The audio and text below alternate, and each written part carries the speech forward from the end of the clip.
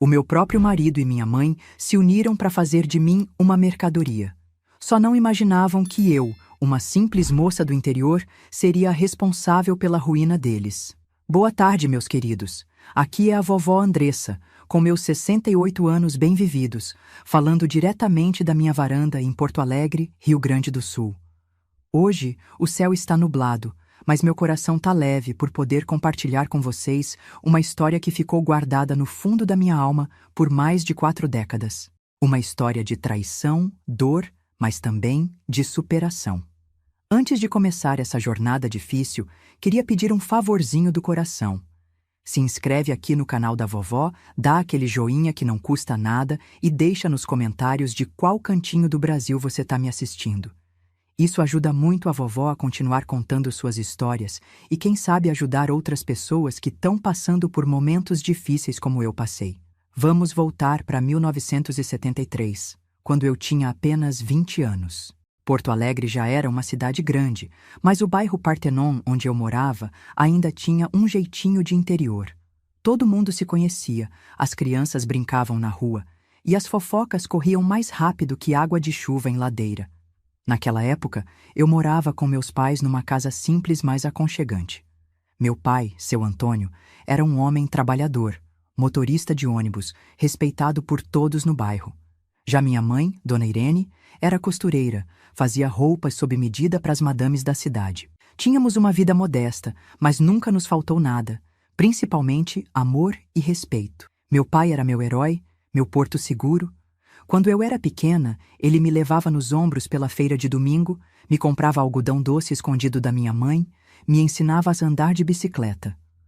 Quando fiquei mocinha, era ele quem espantava os rapazes atrevidos, quem me dava conselhos sobre a vida, quem secava minhas lágrimas quando alguma amizade me decepcionava. Andressinha, ele sempre dizia com aquele sotaque carregado dos colonos italianos. Na vida, a gente encontra muita gente ruim disfarçada de boa.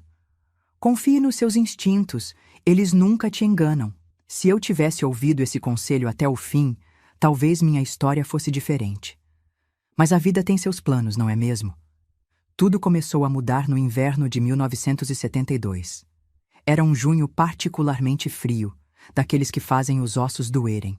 Meu pai começou a reclamar de dores nas costas, de um cansaço que não passava. No início, todos achamos que era só o peso dos anos de trabalho pesado. Dirigir ônibus naquelas estradas esburacadas não era moleza. É só cansaço, filha. Logo passa, ele dizia, tentando não me preocupar. Mas não passou. As dores aumentaram, ele emagreceu, começou a ter dificuldade para urinar. Depois de muita insistência minha e da minha mãe, ele finalmente foi ao médico. Lembro daquele dia como se fosse hoje. O consultório frio, o cheiro de álcool, o médico de óculos grossos e cara séria. Seu Antônio, o senhor está com um tumor na próstata. Precisamos fazer mais exames, mas pelo que estou vendo, já está bem avançado. Foi como se o mundo desabasse sobre nós. Câncer, naquela época, era quase uma sentença de morte, principalmente para quem não tinha dinheiro para tratamentos caros. Meu pai, sempre tão forte, tão cheio de vida, agora enfrentava um inimigo invisível que o consumia por dentro. Os meses seguintes foram um pesadelo. Hospitais, exames, remédios que custavam os olhos da cara. Minha mãe trabalhava dobrado na máquina de costura, eu larguei o curso de magistério para trabalhar como caixa numa padaria. Fazíamos de tudo para conseguir dinheiro para o tratamento. Mas o câncer foi mais forte. Em menos de 6 meses, meu pai já não conseguia levantar da cama. Aquele homem forte, que carregava sacos de cimento nas costas sem reclamar, agora pesava menos que uma criança. A morfina já não aliviava as dores, e seus olhos, antes tão vivos, agora pareciam distantes, como se já estivessem vendo outro mundo. Numa noite chuvosa de janeiro de 1973, ele me chamou ao lado da cama. Segurou minha mão com uma força que eu não sabia que ainda tinha. Andressinha, ele disse, a voz quase um sussurro, cuida da tua mãe. Ela é forte por fora, mas fraca por dentro. E cuida de ti também. Não deixa ninguém te diminuir. Nunca. Foram suas últimas palavras para mim. Na madrugada, enquanto a chuva castigava o telhado, meu pai partiu desse mundo. Tinha apenas 48 anos. O enterro foi simples, mas o cemitério ficou cheio. Parecia que metade do bairro estava lá, prestando as últimas homenagens ao seu Antônio do ônibus. Motoristas, cobradores, vizinhos, todos com histórias sobre como meu pai tinha ajudado em algum momento, como tinha sido gentil, honesto, trabalhador. Eu fiquei ali, parada na chuva fina, sem conseguir chorar. Era como se uma parte de mim tivesse sido enterrada junto com ele. A dor era tão grande que eu não conseguia nem expressar. Os dias que se seguiram foram nebulosos. Eu me arrastava para a padaria, atendia os clientes como um robô, voltava para casa e encontrava minha mãe sentada na poltrona do meu pai, olhando para o nada. A casa, antes tão cheia de vida e risos, agora parecia um mausoléu. Minha mãe mudou depois da morte do meu pai. Não foi de uma vez, foi aos poucos, quase imperceptível no início. Ela, que sempre foi uma mulher forte, decidida, começou a se apoiar em mim para tudo. Qualquer decisão, qualquer conta para pagar, qualquer problema com a casa, tudo caía nos meus ombros de 20 anos. Você é igualzinha ao seu pai, ela dizia. Forte, decidida, eu não sei viver sem ele. No começo, eu aceitei esse papel. Afinal, tinha prometido ao meu pai que cuidaria dela. Mas logo percebi que algo não estava certo. Ela começou a sair mais, a voltar tarde, às vezes com cheiro de bebida. Gastava o dinheiro que não tínhamos em roupas novas, em perfumes caros. Quando eu questionava, ela chorava, dizia que precisava se sentir viva de novo. Você não entende, Andressa. Perdi o amor da minha vida. Preciso me distrair ou vou enlouquecer. Foi nesse período conturbado que conheci Adivaldo. Ele apareceu na padaria numa manhã de abril, pedindo 1 quilo de pão francês e 2 sonhos de creme. Alto, moreno, olhos verdes que contrastavam com a pele bronzeada, e um sorriso que iluminava o ambiente. Vestia-se bem, calça social, camisa de botão, sapatos engraxados, o que já o destacava no nosso bairro simples. A senhorita tem o sorriso mais bonito que já vi, ele disse enquanto eu empacotava os pães. Corei na hora, desajeitada com o elogio. Não estava acostumada a receber cantadas, principalmente de homens tão elegantes. Obrigada, murmurei sem graça. Meu nome é Adivaldo. Sou advogado, acabei de abrir um escritório aqui perto. Vou virar cliente frequente se o pão for tão bom quanto o atendimento. Ele voltou no dia seguinte. E no outro. E no outro. Sempre no meu horário, sempre com um elogio discreto, sempre comprando algo a mais. Logo estava trazendo flores. Para o ambiente ficar mais bonito, dizia ele, mas todos na padaria sabiam que eram para mim. Numa sexta-feira, depois de quase 2 semanas dessa rotina, ele finalmente criou coragem. Andressa, gostaria de me acompanhar num cinema amanhã? Tá passando aquele filme novo do Roberto Carlos. Hesitei. Não saía com ninguém desde a morte do meu pai. Não tinha cabeça, nem tempo, nem vontade. Mas havia algo em Adivaldo. Talvez a gentileza, talvez o jeito respeitoso, talvez só o fato de ser uma distração bem-vinda que me fez aceitar. Pode ser, respondi. Mas tenho que estar em casa cedo. Minha mãe... Claro, claro. Ele interrompeu sorrindo. Sou um cavalheiro, Andressa. Vai ser apenas um cinema e talvez um lanche depois.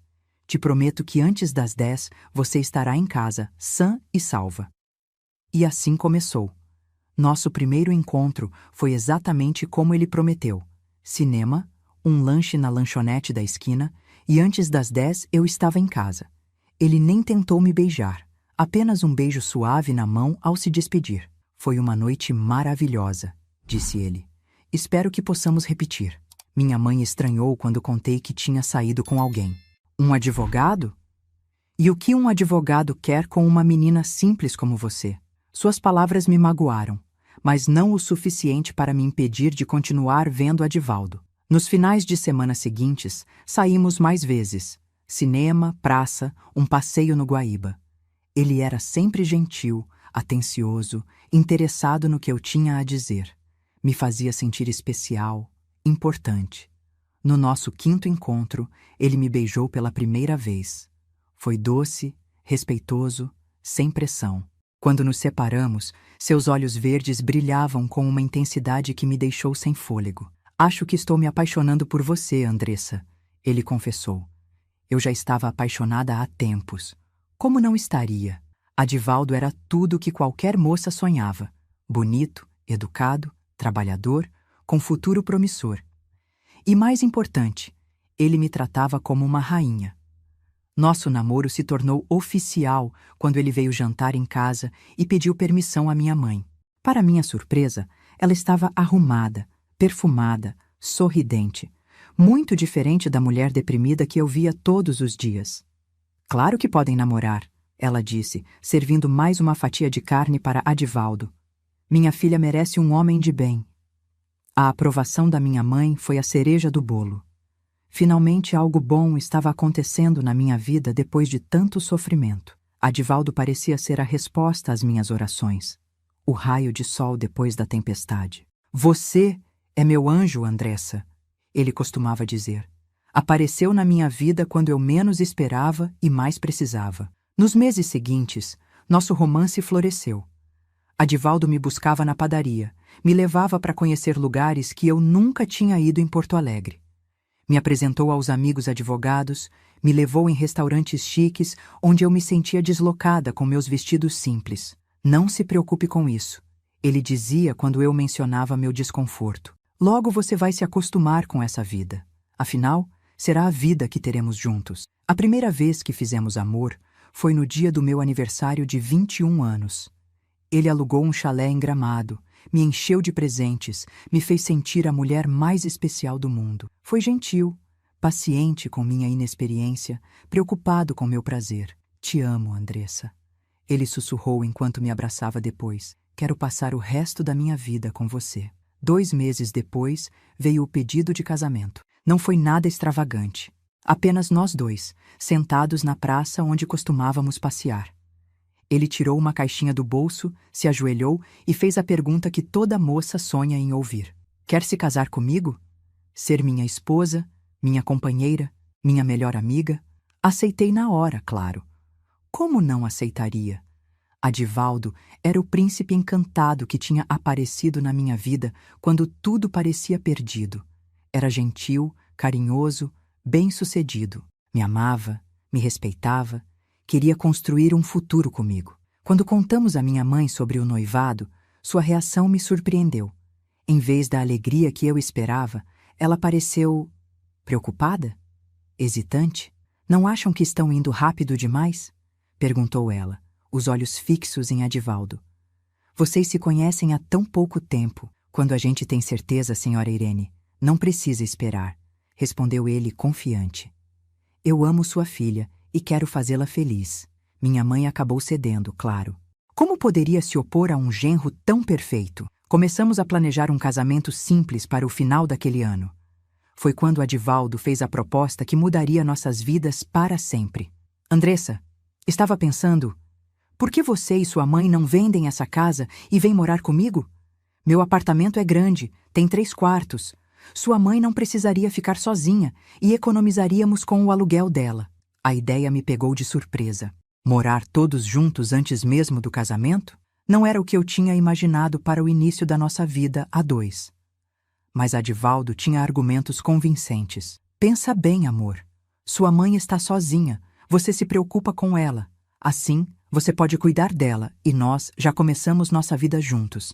É prático e econômico. Quando apresentamos a ideia à minha mãe, ela hesitou novamente. Não sei, filha. Não quero atrapalhar o início da vida de vocês. Que isso, sogra? Adivaldo interveio com seu charme habitual. A senhora nunca vai atrapalhar. Pelo contrário, vai nos ajudar. Andressa ainda é jovem, inexperiente. Vai precisar dos conselhos da senhora para ser uma boa dona de casa. Foi assim que, 3 meses antes do casamento, vendemos nossa casinha no Partenon e nos mudamos para o apartamento de Adivaldo no centro de Porto Alegre. Era realmente espaçoso, bem mobiliado, com uma vista linda da cidade. Eu me senti como uma princesa saindo da choupana para o castelo. As primeiras semanas foram um sonho. Adivaldo era o noivo perfeito, atencioso, carinhoso, sempre trazendo pequenos presentes, me fazendo sentir amada. Minha mãe parecia mais animada também, empolgada com os preparativos do casamento, fazendo planos para decorar seu novo quarto. Eu deveria ter percebido os primeiros sinais. Os olhares demorados que Adivaldo lançava para minha mãe quando achava que eu não estava vendo. As conversas que cessavam abruptamente quando eu entrava na sala. O jeito como minha mãe parecia cada vez mais arrumada, mais perfumada, mesmo sem sair de casa. Mas eu estava cega de amor e gratidão. Cega pela chance de ter uma vida melhor do que jamais sonhei. Cega pela promessa de felicidade que Adivaldo representava. Cega demais para ver que o príncipe encantado estava, aos poucos, revelando sua verdadeira face. E essa face era mais sombria do que meus piores pesadelos poderiam imaginar. Não demorou muito para o conto de fadas começar a desbotar como roupa velha no varal. Foi coisa de 2 semanas depois da mudança que notei as primeiras mudanças em Adivaldo. Pequenas coisas no início, tão sutis que eu duvidava do que via. A primeira coisa que estranhei foi ele começar a chegar mais tarde do trabalho. Antes, quando ainda namorávamos, ele fazia questão de estar em casa às 6 em ponto. Agora, raramente chegava antes das 8, 9 da noite. Quando questionado, sempre tinha a mesma desculpa na ponta da língua. O escritório tá bombando, amor. Muitos clientes novos. É bom sinal. Significa mais dinheiro para nossa vida de casados. Acreditei, claro. Por que não acreditaria? Ele era advogado, pessoas precisavam de advogados a toda hora. E, além disso, Adivaldo nunca tinha me dado motivos para desconfiar. A segunda coisa estranha foi a mudança na nossa intimidade. Antes tão carinhoso, tão presente, agora sempre tinha uma desculpa para não me tocar. Tô cansado. Amanhã preciso acordar cedo. Tô com dor de cabeça. Justificativas que soavam vazias, mas que eu engolia com um sorriso forçado, dizendo que entendia. É normal, me consolava, falando sozinha no espelho do banheiro. Todo casal passa por fases assim. Mas o mais perturbador foi quando ele começou a dormir na sala. Começou com uma noite, depois 2, logo virou rotina. A desculpa era sempre a mesma. Ronco muito, amor. Você precisa descansar bem para trabalhar na padaria de manhã. Na sala durmo no sofá e não atrapalho ninguém. Aquilo me incomodava profundamente. Que noiva dorme separada do noivo por causa de ronco? Mas engoli mais essa, como já tinha engolido tantas outras coisas na vida. Afinal, ele era tão bom para mim, tão generoso ao acolher minha mãe, tão trabalhador. Quem era eu para reclamar de pequenos detalhes? Enquanto isso, minha mãe parecia florescer naquele apartamento. Ela, que depois da morte do meu pai tinha se tornado uma sombra triste, agora cantarolava pela casa, fazia penteados elaborados, usava as roupas mais bonitas que costurava. Eu deveria ter ficado feliz com essa mudança, mas algo naquilo tudo me incomodava, sem que eu soubesse exatamente o que. Tua mãe tá tão animada com o casamento, comentou Adivaldo uma noite durante o jantar. Acho que ela tá feliz de te ver bem encaminhada. Aquilo fez sentido na época. Qual mãe não ficaria feliz vendo a filha prestes a se casar com um homem de bem? Ignorei aquela vozinha no fundo da minha cabeça que dizia que havia algo mais acontecendo bem debaixo do meu nariz. Foi numa quarta-feira de setembro, faltando apenas 2 meses para o nosso casamento, que a primeira peça do quebra-cabeça caiu no lugar. Eu tinha saído mais cedo da padaria com dor de cabeça e voltei para o apartamento sem avisar ninguém. A ideia era deitar um pouco, tomar um chá e melhorar antes que Adivaldo chegasse do trabalho. Quando abri a porta, ouvi risos vindos da cozinha. Risos de minha mãe, mais joviais e leves do que eu ouvia há anos. Fui me aproximando silenciosamente, curiosa, quando ouvi uma voz masculina que reconheci imediatamente. Adivaldo. Congelei no corredor sem entender. Eram 2 da tarde. Que diabos Adivaldo estava fazendo em casa àquela hora? Ele deveria estar no escritório, trabalhando nos tais casos que o mantinham ocupado até tarde da noite. Ela não desconfia de nada, ouvi minha mãe dizer, a voz baixa, mas audível. Andressa sempre foi ingênua demais. Como o pai, respondeu Adivaldo, e os 2 caíram na risada. Naquele momento, senti como se o chão tivesse se aberto sob meus pés. Recuei silenciosamente até a porta e saí sem ser notada, o coração batendo tão forte que achei que fosse desmaiar ali mesmo no corredor. Caminhei sem rumo pelas ruas de Porto Alegre, tentando processar o que tinha acabado de descobrir. Adivaldo estava mentindo sobre trabalhar até tarde. Ele e minha mãe estavam tendo conversas pelas minhas costas, rindo de mim, me chamando de ingênua. E pior, comparando-me ao meu pai, como se isso fosse algo ruim, algo digno de piada. Voltei para casa horas depois, quando já tinha escurecido. Encontrei os dois na sala, assistindo televisão como se nada tivesse acontecido. "Onde você estava?" perguntou Adivaldo, aparentando preocupação. "Liguei na padaria e disseram que você tinha saído mais cedo." "Fui dar uma volta", respondi secamente. Precisava espairecer. Naquela noite, deitada sozinha na cama que deveria compartilhar com meu futuro marido, chorei silenciosamente até pegar no sono. Ainda não sabia exatamente o que estava acontecendo, mas meu coração já sabia que era algo terrível. Nos dias que se seguiram, comecei a prestar mais atenção. Os olhares cúmplices entre eles. O jeito como pareciam sempre estar cochichando quando eu não estava por perto.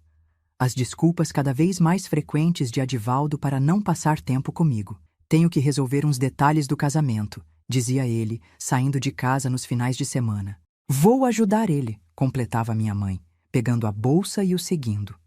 Voltavam horas depois, sempre com histórias vagas sobre terem visto salões, degustado bolos, escolhido convites, mas nunca traziam amostras, nunca pediam minha opinião.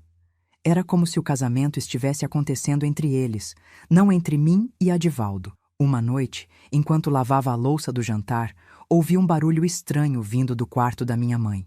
Silenciosamente, me aproximei da porta entreaberta e vi algo que jamais conseguirei apagar da memória. Adivaldo, meu noivo, meu futuro marido, nos braços da minha própria mãe. Não gritei, não fiz escândalo. Uma calma estranha tomou conta de mim enquanto voltava para a cozinha e terminava de lavar os pratos, como se nada tivesse acontecido.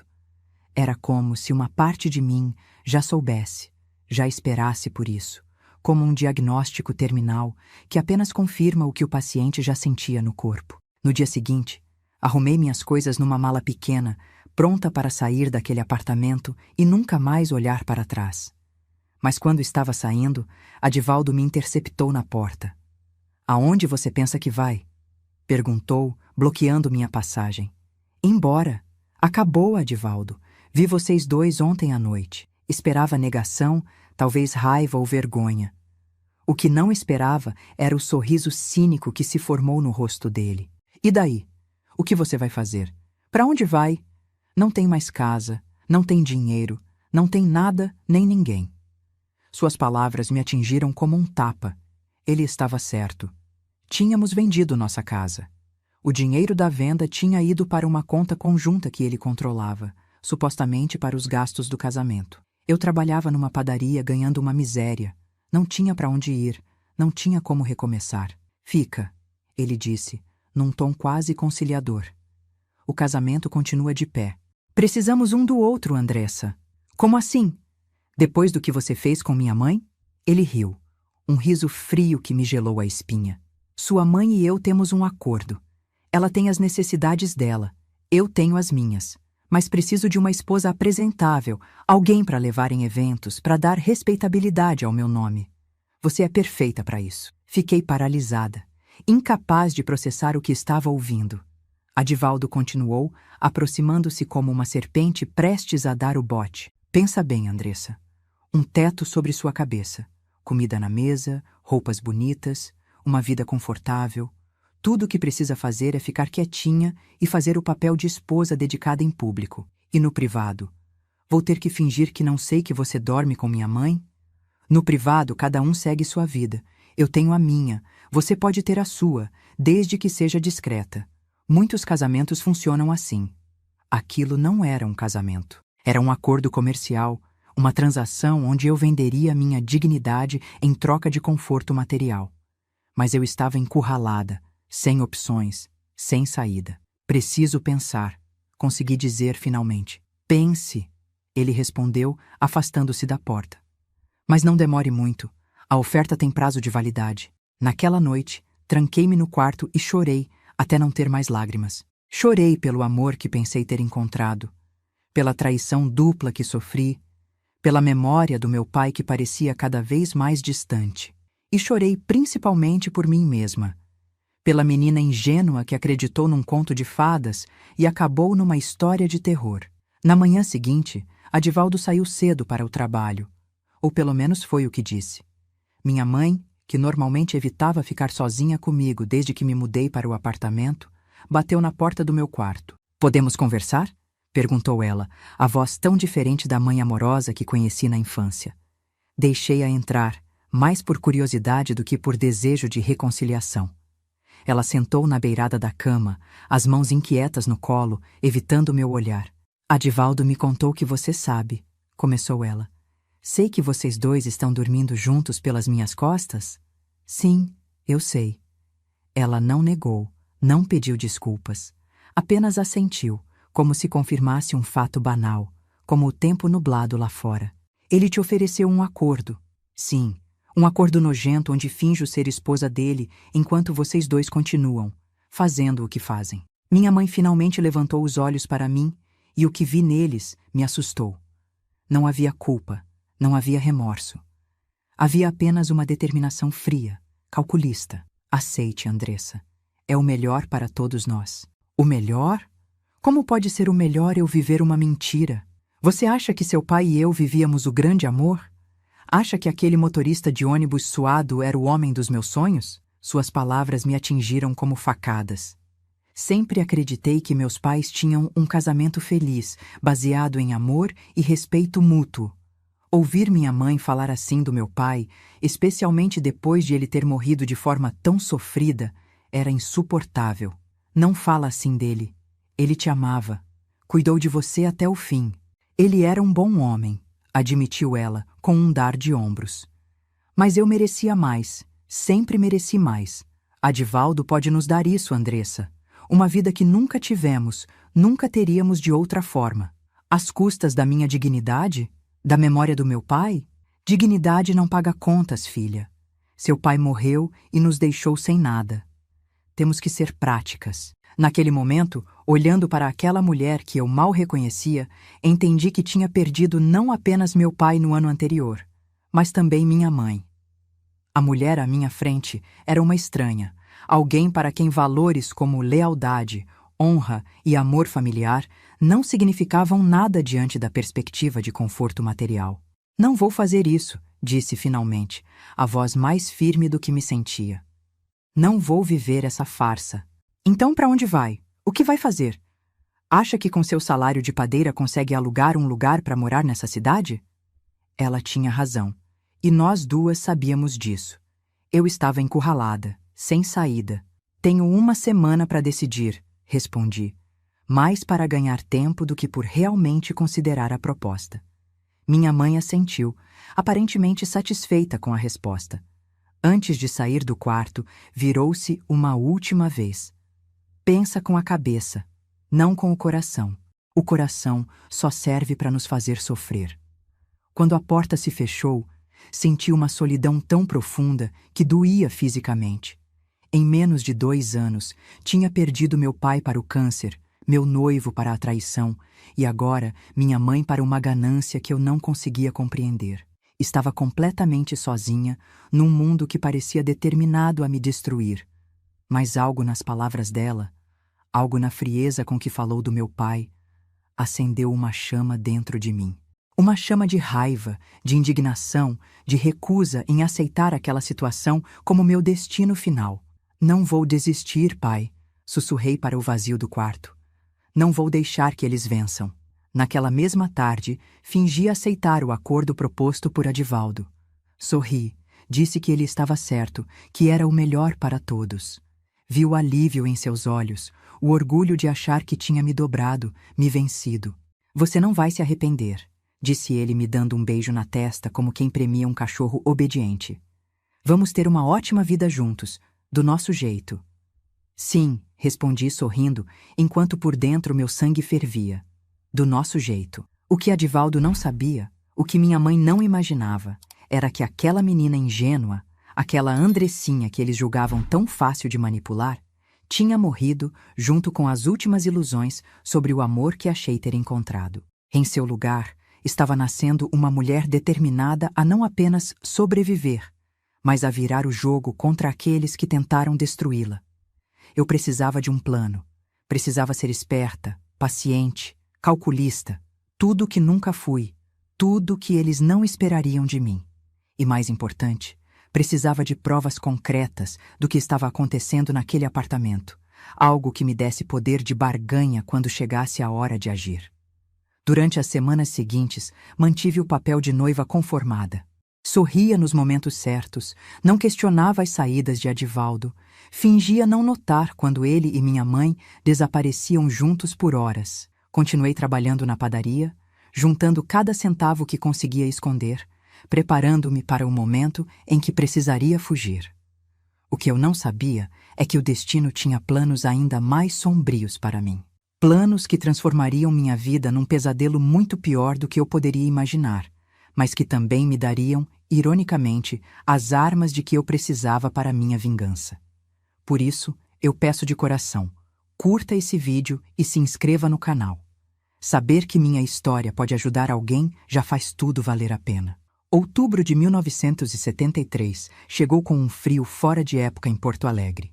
As noites estavam mais compridas e eu, cada dia mais angustiada dentro daquele apartamento que se tornara minha prisão. O casamento estava marcado para dezembro, faltavam menos de 2 meses, e eu ainda não tinha encontrado uma saída para aquela situação. Cada centavo que conseguia esconder do meu salário na padaria ia para o fundo de fuga que criei, guardado numa latinha de biscoitos na parte de trás do armário. Mas o dinheiro acumulava lentamente, insuficiente para me dar a liberdade que eu tanto ansiava. Adivaldo e minha mãe estavam cada vez mais descarados. Já não se preocupavam tanto em esconder o caso, sabendo que eu tinha aceitado o acordo. Trocavam carícias na minha frente, cochichavam pelos cantos, riam de piadas particulares durante o jantar. Cada momento era uma pequena tortura, uma facada no meu coração já tão ferido. Naquela época, eu trabalhava das 5 da manhã à 1 da tarde na padaria. Chegava em casa exausta, mas ainda precisava fazer as tarefas domésticas: cozinhar, limpar, lavar roupa. Minha mãe, que antes era uma dona de casa exemplar, agora mal levantava um dedo para ajudar. Passava os dias se embelezando, saindo para fazer compras com o dinheiro de Adivaldo, vivendo a vida de madame que sempre sonhou. Você devia agradecer, me disse ela certa vez, vendo meu rosto cansado enquanto eu preparava o jantar depois de um dia inteiro na padaria. Adivaldo dá pra gente uma vida que seu pai nunca pôde dar. Mordi a língua para não responder, para não dizer o que realmente pensava dela. Cada insulto à memória do meu pai era uma punhalada. Mas eu engolia a dor, focada no meu plano de fuga. Numa sexta-feira, final de outubro, Adivaldo chegou em casa mais cedo do que o habitual. Estava agitado, os olhos brilhando daquele jeito que eu já conhecia bem. O brilho que aparecia quando ele tinha algum esquema em mente. Temos que conversar, anunciou ele durante o jantar. Tenho uma proposta importante para fazer. Minha mãe sorriu como se já soubesse do que se tratava. Eu mantive o rosto neutro, embora um alarme soasse na minha cabeça. O escritório não está indo tão bem quanto eu esperava, começou ele, surpreendendo-me.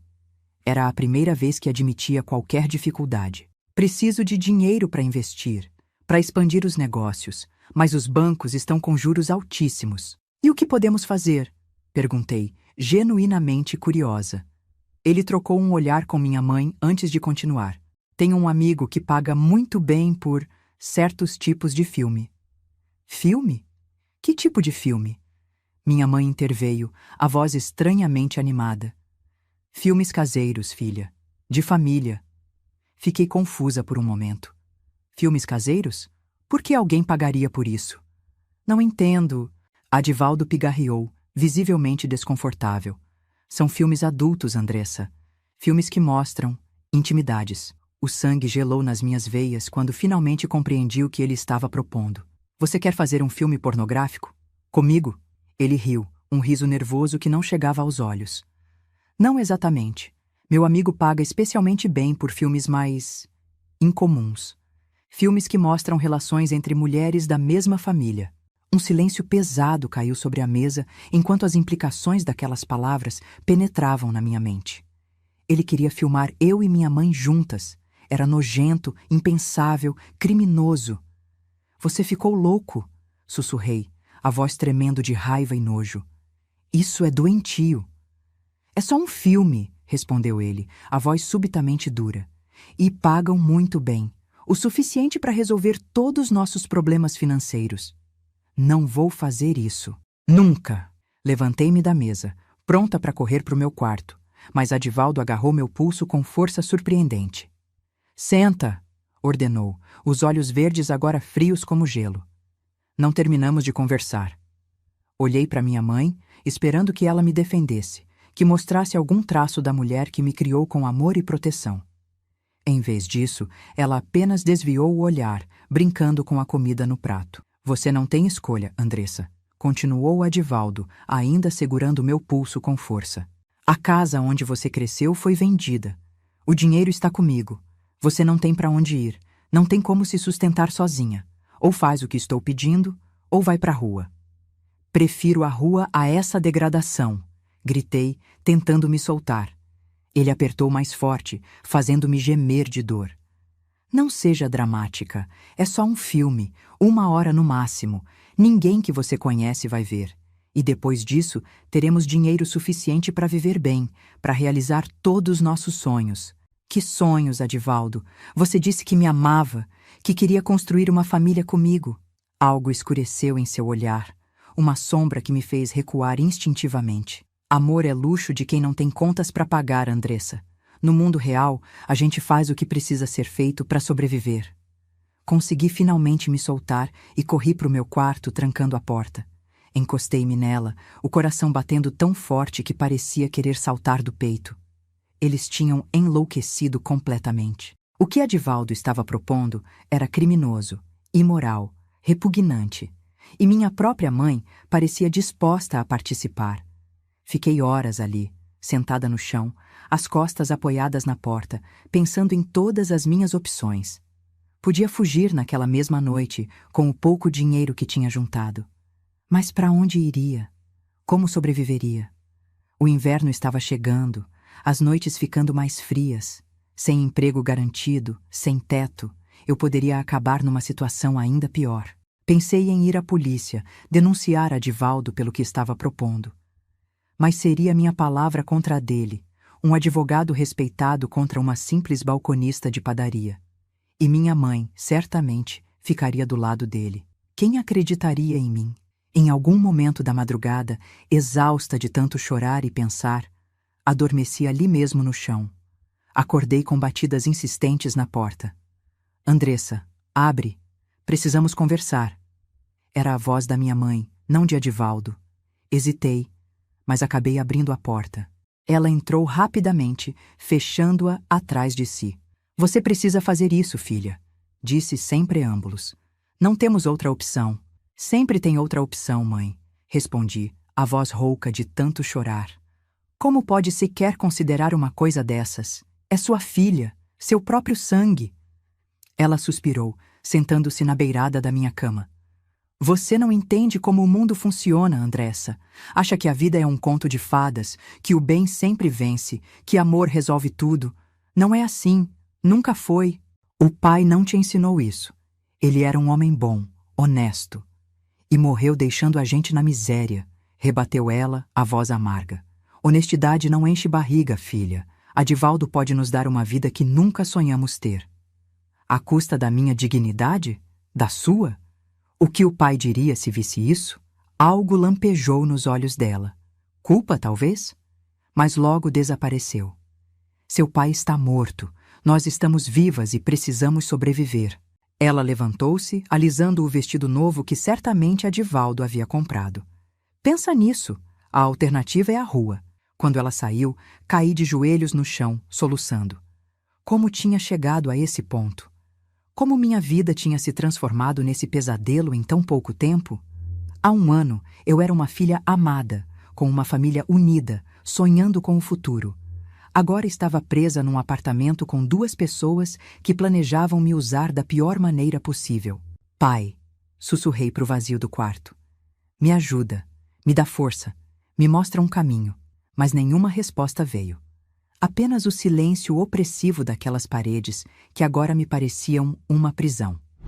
Naquela noite, durante o jantar, Adivaldo voltou ao assunto como se estivéssemos discutindo algo perfeitamente normal, como a cor das cortinas ou o cardápio da semana.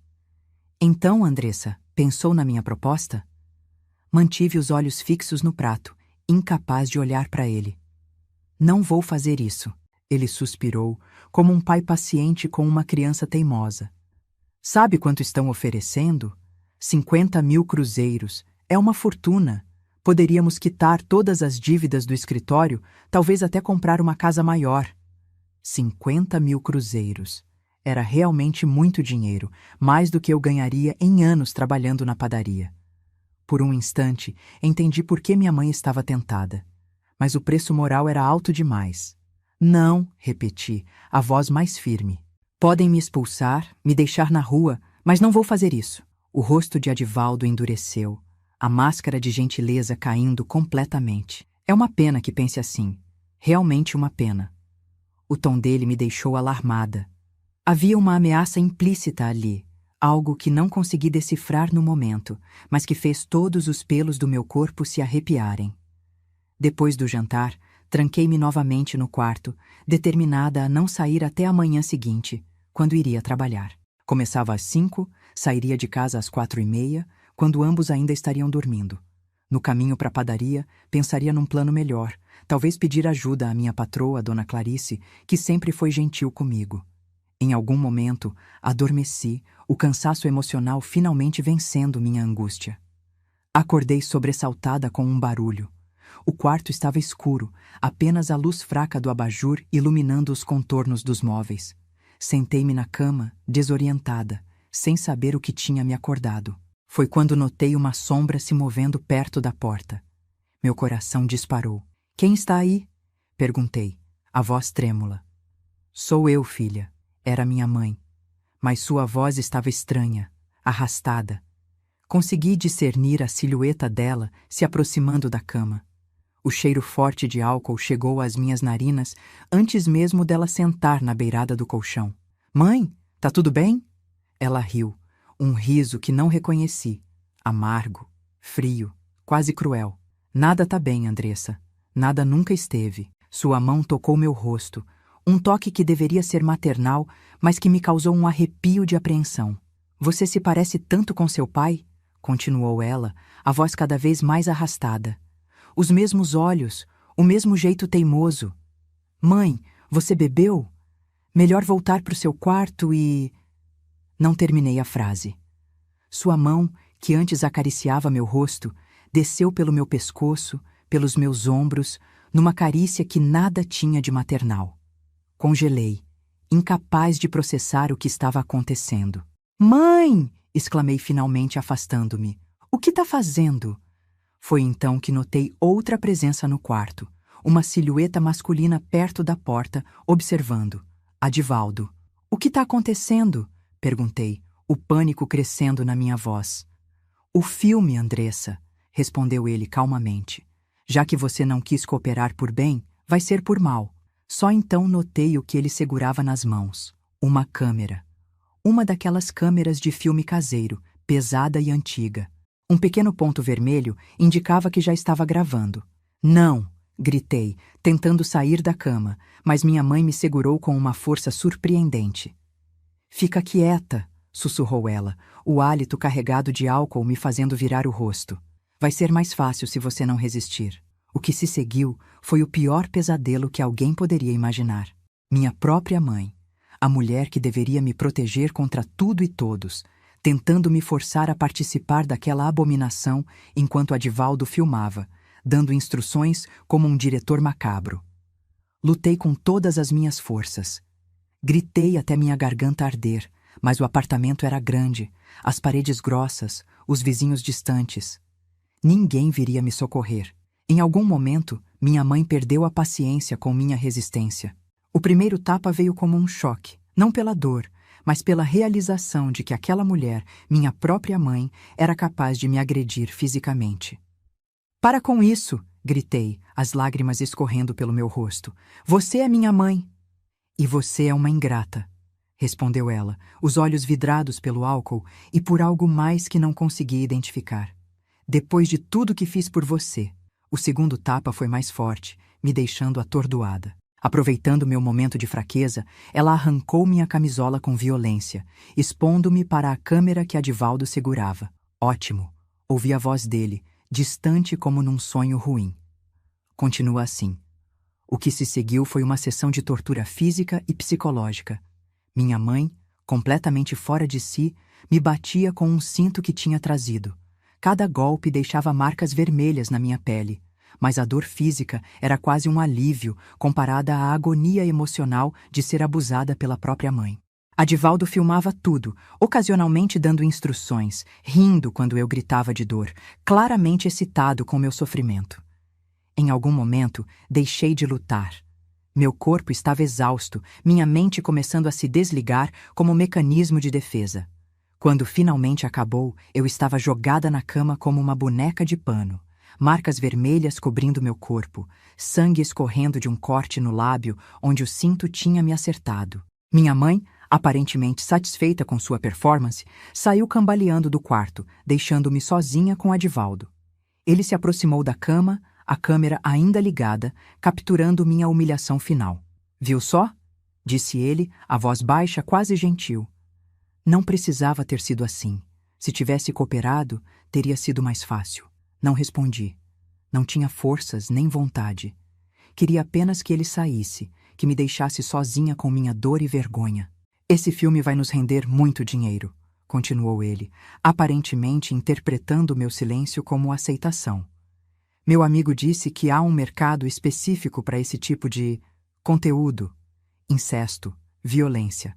Tem gente que paga fortunas. A palavra incesto penetrou a névoa de dor que envolvia minha mente. Era isso que tinham feito comigo? Era assim que chamariam o abuso que sofri? Descansa, disse ele, finalmente desligando a câmera. Amanhã você não precisa ir trabalhar. Diz que está doente. Quando a porta se fechou atrás dele, fiquei imóvel na cama, olhando para o teto, as lágrimas secando no meu rosto. Algo tinha se quebrado dentro de mim naquela noite. Não apenas minha confiança nas pessoas, minha fé no amor familiar. Algo mais profundo, mais essencial.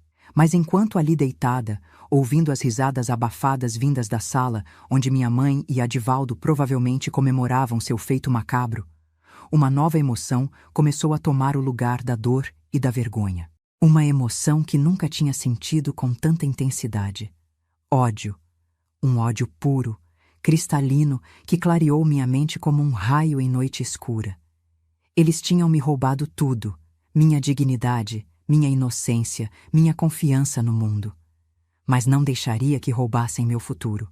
Não deixaria que saíssem impunes depois do que fizeram. Lentamente, ignorando a dor que percorria cada centímetro do meu corpo, levantei-me da cama.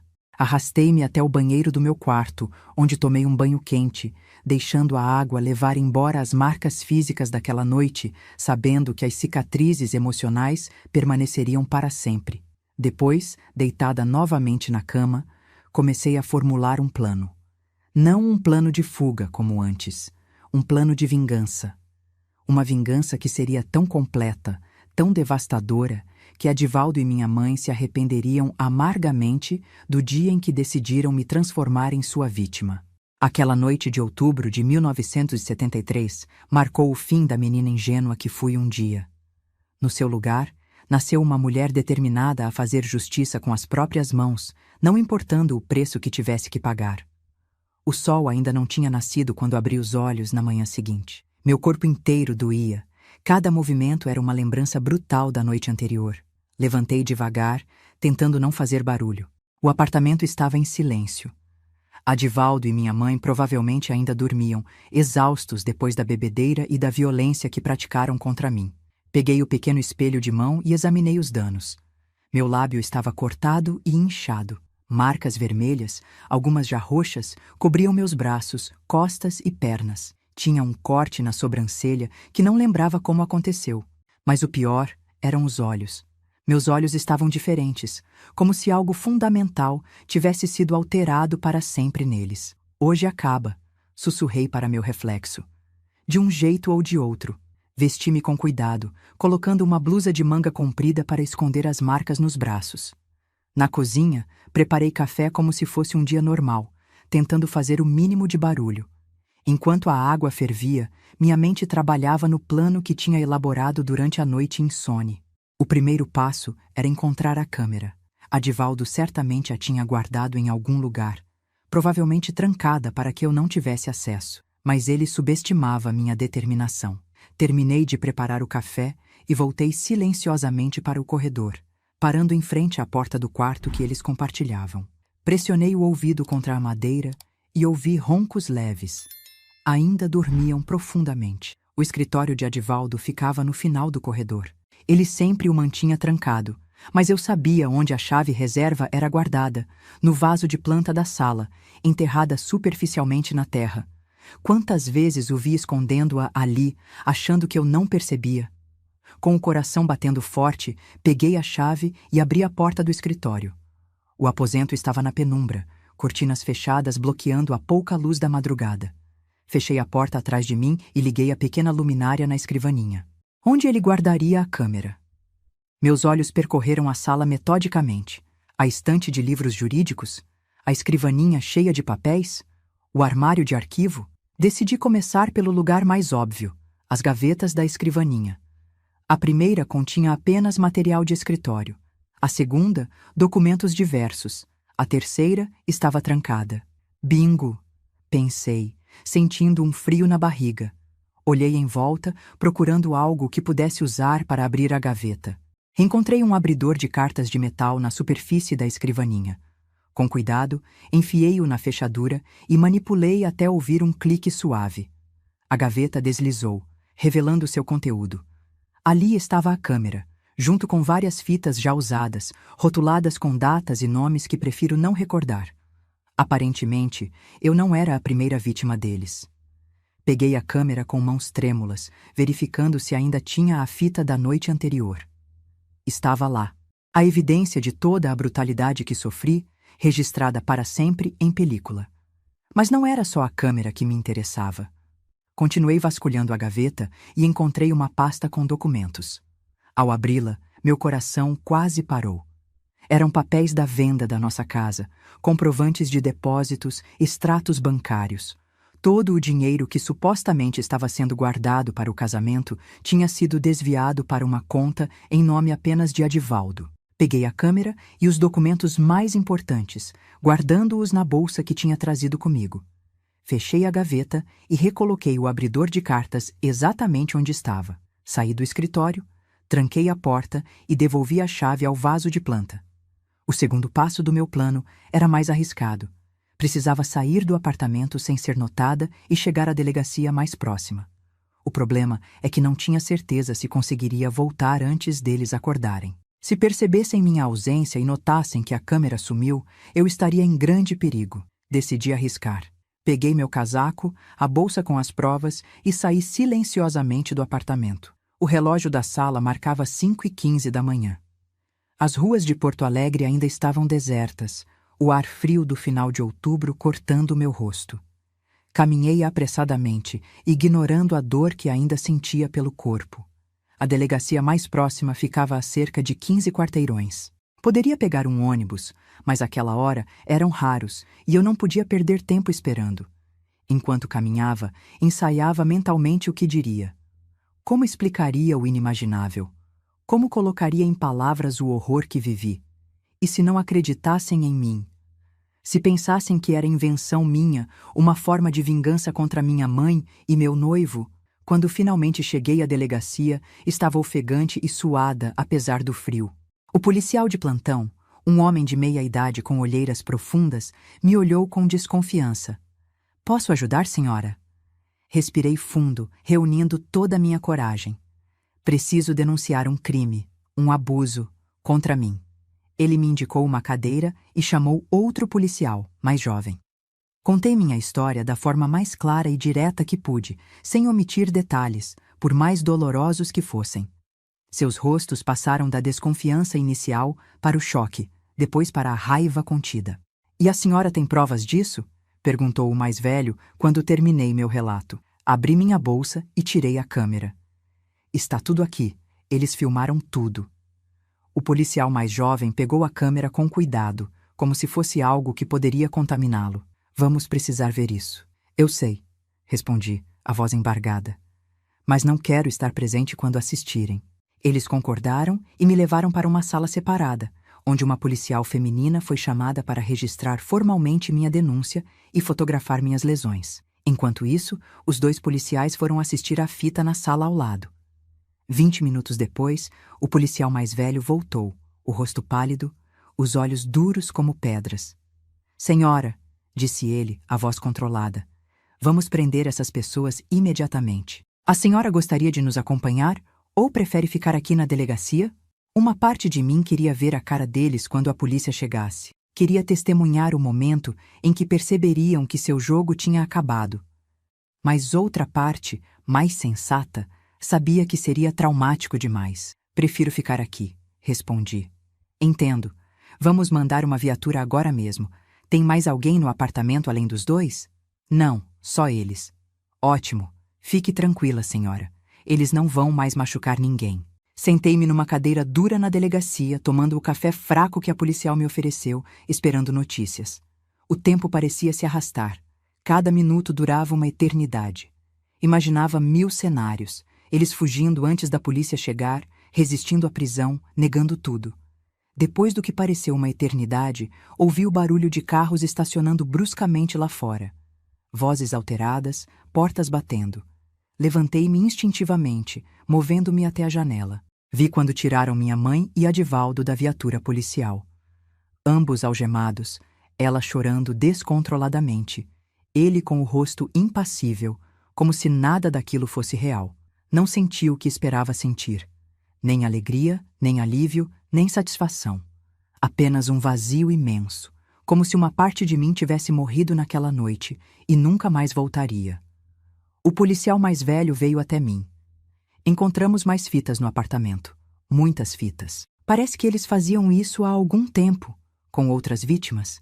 Seu noivo confessou que vendia esse material.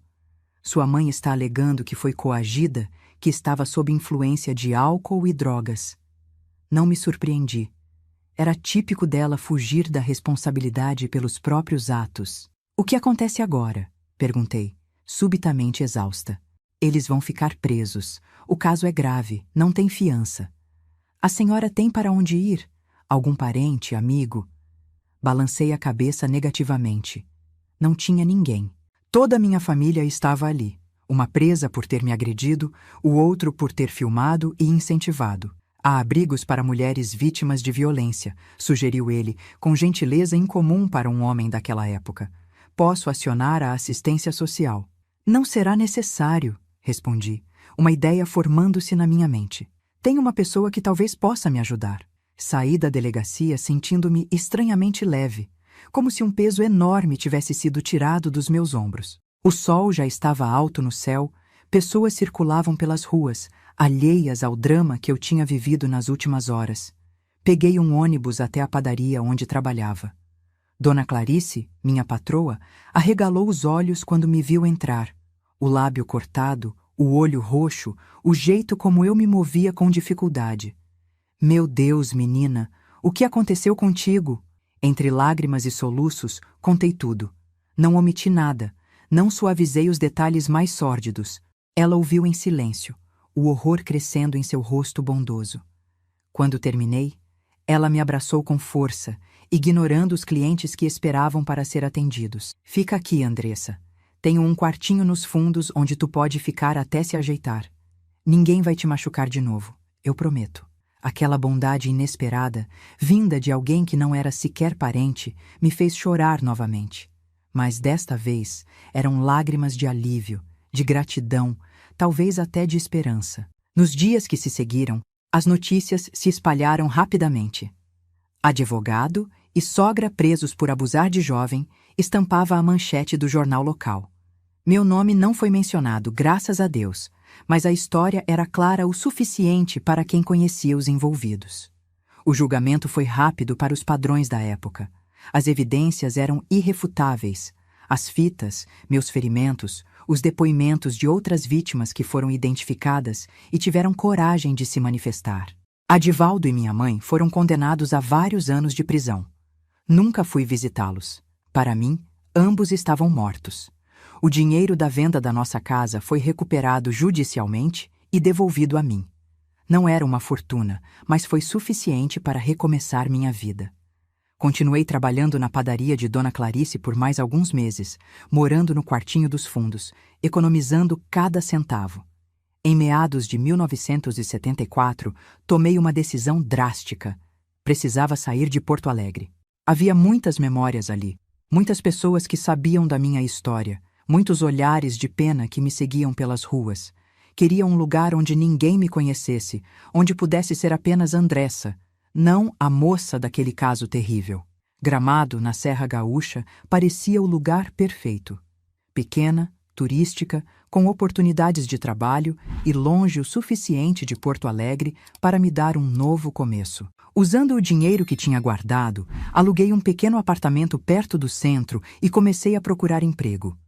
Foi assim que acabei como garçonete no Chalé da Serra, um restaurante tradicional que servia fondue e outros pratos típicos para os turistas.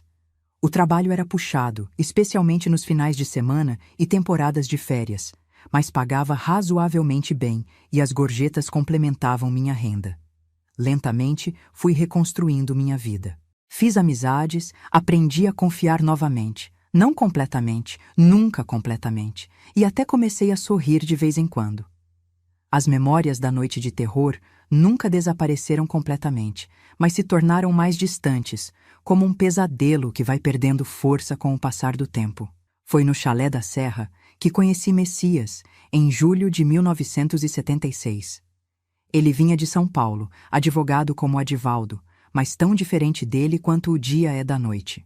Estava passando férias em Gramado e veio jantar no restaurante 3 noites seguidas, sempre sentando na minha seção. Na terceira noite, criou coragem e me convidou para um café depois do meu expediente.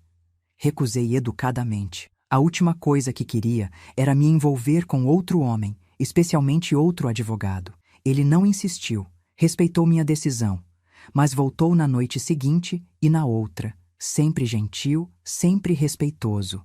Aos poucos, sua persistência gentil foi quebrando minhas barreiras. Só um café, concordei finalmente, após quase 2 semanas. Nada mais. O café se transformou em um passeio pelo lago, o passeio em um cinema, o cinema em jantares. Quando suas férias terminaram, pensei que nunca mais o veria. Para minha surpresa, ele voltou no final de semana seguinte, e no outro, e no outro. São quase 6 horas de estrada de São Paulo até aqui, comentei, genuinamente perplexa com sua dedicação. Por você, eu dirigiria muito mais, respondeu ele, com aquela simplicidade honesta que era sua marca registrada. Demorei muito tempo para contar a ele sobre meu passado. Tinha medo de sua reação, medo de ver nojo, pena ou descrença em seus olhos. Quando finalmente criei coragem, quase 1 ano depois de nos conhecermos, sua resposta me surpreendeu. Obrigado por confiar em mim o suficiente para compartilhar isso, disse ele, segurando minhas mãos com firmeza. Não posso mudar o que aconteceu, não posso apagar essa dor, mas prometo que, enquanto eu viver, farei tudo para que você nunca mais se sinta vulnerável, nunca mais tenha medo. Casei com Messias em dezembro de 1977, em uma cerimônia simples na pequena igreja de Gramado. Dona Clarice veio de Porto Alegre para ser minha madrinha. Não tinha outros convidados do meu lado. Toda minha família estava morta para mim, literalmente ou figurativamente. Mudamos para São Paulo, onde Messias tinha seu escritório de advocacia. A adaptação à cidade grande foi difícil no início, mas ele foi paciente, me dando tempo e espaço para me acostumar. Nunca me pressionou a trabalhar fora, embora eu tenha escolhido fazer isso eventualmente, abrindo uma pequena confeitaria inspirada nos doces que aprendi a fazer em Gramado. Nosso primeiro filho, Antônio, nascido em 1979, recebeu o nome do meu pai. Seguiram-se mais 3, Paulo, Renata e Luiz. Criei meus filhos com o amor e a proteção que não recebi na fase final da minha infância. Nunca levantei a mão para eles, nunca usei palavras duras, nunca os fiz sentir menos do que as pessoas extraordinárias que são. Messias foi o companheiro que eu nunca sonhei que poderia ter. Paciente nos momentos em que os pesadelos voltavam, compreensivo quando certos gatilhos me faziam recuar para dentro de mim mesma, firme quando precisei de força para continuar. Nosso casamento não foi perfeito. Que casamento é? Mas foi construído sobre fundações sólidas de respeito, honestidade e amor genuíno. Nunca mais tive contato com minha mãe ou com Adivaldo. Soube, por acaso, que ela morreu na prisão em 1983, de pneumonia. Não senti nada, nem raiva, nem tristeza, nem alívio. Era como ouvir sobre a morte de uma estranha. Quanto a Adivaldo, não sei nem se ainda vive. Não importa. Ele não tem mais poder sobre mim, sobre minha vida, sobre minha capacidade de ser feliz. A cicatriz daquela noite de outubro nunca desapareceu completamente. Há momentos, mesmo agora, tantas décadas depois, em que um cheiro, um som, uma imagem me transportam brevemente de volta àquele quarto escuro. Mas aprendi a conviver com essas memórias sem deixar que elas definam quem sou. Sou Andressa, sou esposa, mãe, avó, sou sobrevivente. E a cada dia que acordo ao lado do homem que me ensinou a confiar novamente, a cada sorriso dos meus filhos e netos, a cada pequena alegria da vida cotidiana, venço novamente aquela noite terrível. A vingança mais doce não foi ver meus agressores atrás das grades. Foi construir uma vida plena, feliz e significativa, apesar do que eles tentaram me tirar. Foi provar, principalmente para mim mesma, que o mal pode deixar cicatrizes, mas não precisa envenenar o futuro. E essa, meus queridos, é a maior vitória que alguém pode conquistar. O tempo é o senhor de todas as coisas, meus queridos. Ele cura, transforma, suaviza as bordas mais ásperas da nossa dor. Claro que algumas feridas são tão profundas que nunca cicatrizam completamente. Apenas aprendemos a viver com elas, como velhas companheiras de jornada. São Paulo me acolheu como uma mãe que eu nunca tive de verdade. A cidade grande, barulhenta e caótica se tornou meu refúgio, meu recomeço. Ninguém ali conhecia meu passado. Ninguém me olhava com aquela mistura de pena e curiosidade mórbida que tanto me incomodava em Porto Alegre. Era apenas Andressa, a esposa do Dr. Messias, depois a mãe do Antônio, do Paulo, da Renata e do Luiz. Nos primeiros anos, confesso que vivia em constante estado de alerta. Cada homem de terno que se parecia vagamente com Adivaldo me fazia congelar no meio da rua.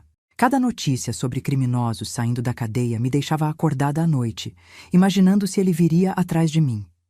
Messias percebeu esse medo sem que eu precisasse verbalizar e fez questão de verificar periodicamente o status legal de Adivaldo, me garantindo que ele continuava preso, longe de nós. Ele nunca mais vai te machucar. Messias repetia sempre que eu acordava gritando depois de um pesadelo. Estou aqui, sempre vou estar. E estava mesmo. Sempre ao meu lado nas consultas com a psicóloga que finalmente comecei a frequentar em 1980. Depois que os pesadelos se tornaram tão intensos que afetavam minha capacidade de cuidar do pequeno Antônio. Sempre me apoiando quando decidi abrir minha confeitaria, mesmo que isso significasse menos tempo em casa. Sempre respeitando meus limites na intimidade, entendendo que havia dias em que simplesmente não conseguia suportar ser tocada, mesmo por ele. A terapia foi um divisor de águas na minha vida. A doutora Helena, uma senhora de meia idade com olhos gentis e voz firme, me ajudou a processar o trauma de uma forma que eu nunca imaginei ser possível. O que aconteceu com você foi terrível, Andressa, ela me disse na primeira sessão. Mas não é quem você é algo que aconteceu com você, não algo que define você. Levei anos para realmente internalizar essas palavras, para separar a Andressa do evento traumático. Para entender que eu não era a moça que foi abusada pela mãe e pelo noivo, mas sim Andressa, mulher, esposa, mãe, confeiteira, pessoa completa com sonhos, desejos, talentos e falhas como qualquer outra. A confeitaria Doce Recomeço abriu suas portas em 1983, num pequeno espaço alugado no bairro do Brooklyn. Comecei modesta, apenas eu e uma ajudante, fazendo bolos e doces finos para festas. A princípio, meus clientes eram principalmente amigos de Messias e suas esposas, que encomendavam por gentileza ou curiosidade. Mas logo, a qualidade do meu trabalho começou a falar por si mesma, e o negócio cresceu organicamente. Trabalhar com doces tinha algo de terapêutico para mim. A precisão das receitas, a concentração necessária, a transformação de ingredientes simples em criações bonitas e deliciosas, tudo isso me ancorava no presente, me impedia de me perder nas memórias do passado. E claro, havia a alegria genuína nos rostos das pessoas ao provarem meus doces, especialmente as crianças. Não existe tristeza que resista a um bom brigadeiro, eu costumava dizer, e acreditava nisso de verdade. Em 1985, quando Luiz, meu caçula, nasceu, a confeitaria já tinha se expandido para um espaço maior e contava com 5 funcionárias. Equilibrar a maternidade de 4 crianças com um negócio em crescimento não foi fácil, mas Messias sempre foi um pai presente, algo raro para aquela época. Somos parceiros, ele dizia. Sua luta é minha luta, sua alegria é minha alegria. Foi nesse mesmo ano que recebi uma carta que mudaria mais uma vez o curso da minha vida. O envelope tinha o timbre do sistema penitenciário e meu primeiro instinto foi jogá-lo fora sem abrir. Mas algo me fez hesitar e acabei lendo seu conteúdo. Era uma notificação oficial. Adivaldo havia morrido na prisão, vítima de um ataque cardíaco. Não senti alegria, nem vingança satisfeita, nem mesmo alívio imediato. O que senti foi mais como o fechamento de um capítulo, a conclusão de uma história que já não tinha poder sobre mim. Mostrei a carta a Messias e a doutora Helena na minha próxima sessão de terapia. "O que você quer fazer com essa informação?" perguntou a doutora Helena, sempre direta. "Nada", respondi após pensar por um momento. Ele já não tem lugar na minha vida há muito tempo. E era verdade. Em algum momento entre criar meus filhos, desenvolver meu negócio e construir uma vida plena com Messias, Adivaldo tinha se tornado apenas um fantasma distante, sem substância, sem poder. A década de 1990 chegou trazendo mudanças para nossa família. Antônio, meu primogênito, entrou na faculdade de Direito, seguindo os passos do pai. Paulo escolheu engenharia, Renata medicina e Luiz, sempre o artista da família, optou por arquitetura. Vê-los crescendo fortes, seguros, buscando seus próprios caminhos, era minha maior alegria e também minha maior vitória sobre o passado.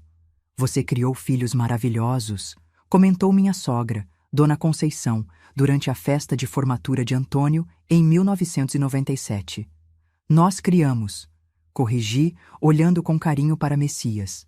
"Cada conquista deles tem um pouco de nós dois." A confeitaria, que começou tão pequena, se transformou em uma rede com 3 unidades espalhadas por São Paulo. Nunca quis expandir demais, preferindo manter o controle de qualidade e o toque pessoal que sempre foram nossa marca registrada. Ainda testava pessoalmente cada nova receita. Ainda fazia questão de conhecer cada funcionário pelo nome. Ainda me emocionava quando clientes voltavam para dizer que nossos doces tinham tornado seus momentos especiais ainda mais memoráveis. Em 2000, aos 48 anos, me tornei avó pela primeira vez. Maria, filha de Antônio e sua esposa Carla, nasceu numa manhã ensolarada de abril. Segurar aquele pacotinho de 5 quilos nos braços, sentir seu cheirinho de bebê, ver nos seus olhinhos curiosos o futuro se desdobrando, foi uma emoção indescritível. "Vovó", sussurrei, testando o título em voz alta pela primeira vez. "Vovó Andressa." Como soava diferente da Vovó Irene, que minha mãe nunca chegou a ser. Como carregava outro peso, outro significado, outra promessa. Prometi a mim mesma, naquele momento, que seria para Maria e para todos os netos que viessem depois, o oposto do que minha mãe foi para mim. Seria porto seguro, não ameaça. Seria amor incondicional, não manipulação. Seria proteção, não perigo. Nos anos seguintes, nossa família continuou crescendo. Mais netos chegaram. João, Beatriz, Lucas, Sofia, Pedro e Gustavo, cada um trazendo sua própria luz, seu próprio sabor para a nossa vida. Messias e eu nos deliciávamos em mimá-los, em vê-los crescer, em participar de suas vidas de uma forma que nossos trabalhos nem sempre permitiram com nossos próprios filhos. Em 2010, com 58 anos, decidi me afastar gradualmente da administração diária da confeitaria. Renata, que havia surpreendido a todos abandonando a medicina no 3º ano para estudar gastronomia, assumiu as rédeas do negócio com competência e paixão. Aprendi com a melhor, dizia ela, me enchendo de orgulho.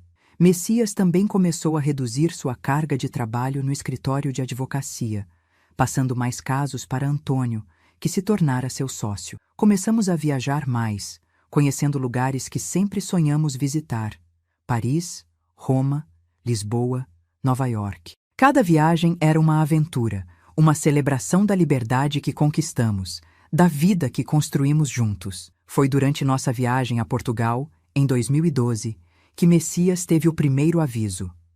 Um mal-estar súbito durante um passeio em Sintra. Um aperto no peito que ele tentou disfarçar, mas que me alarmou imediatamente. Voltamos às pressas para o Brasil, direto para uma bateria de exames. O diagnóstico veio como um soco no estômago. Doença arterial coronariana avançada. Precisaria de uma cirurgia de ponte de safena o quanto antes. Não se preocupe. Ele tentou me acalmar, vendo o terror nos meus olhos. Já enfrentamos coisas piores juntos. A cirurgia foi um sucesso, graças a Deus. Mas a recuperação foi longa e difícil. Pela primeira vez em nosso casamento, os papéis se inverteram completamente. Agora era eu quem precisava ser a rocha, o porto seguro, a força inabalável. Cuidei dele com todo o amor e dedicação que ele sempre me deu. Aprendi sobre medicamentos, dietas especiais, exercícios recomendados. Transformei nossa casa para facilitar sua recuperação. Estava ao seu lado em cada consulta, cada exame, cada pequena vitória no caminho da reabilitação. Você é meu anjo da guarda, ele dizia, segurando minha mão durante as sessões de fisioterapia. Estou apenas retribuindo, respondia eu, sabendo que nunca poderia retribuir completamente tudo o que ele fez por mim. Messias se recuperou, mas nunca voltou a ser o mesmo. Ficou mais frágil, mais contemplativo, mais consciente da finitude da vida. Decidimos que era hora de aproveitar cada momento que tínhamos juntos ao máximo.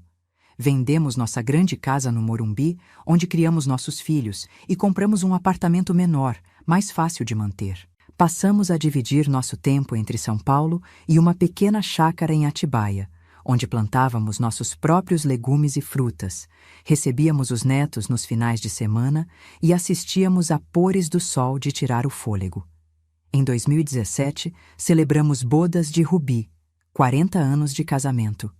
A festa, organizada por nossos filhos, reuniu família, amigos, ex-funcionários, pessoas que cruzaram nosso caminho ao longo das décadas. Foi uma celebração não apenas do nosso amor, mas da vida que construímos juntos, dos obstáculos que superamos, da família que criamos. Se pudesse voltar no tempo, Messias me disse durante nossa dança: casaria com você 1000 vezes de novo.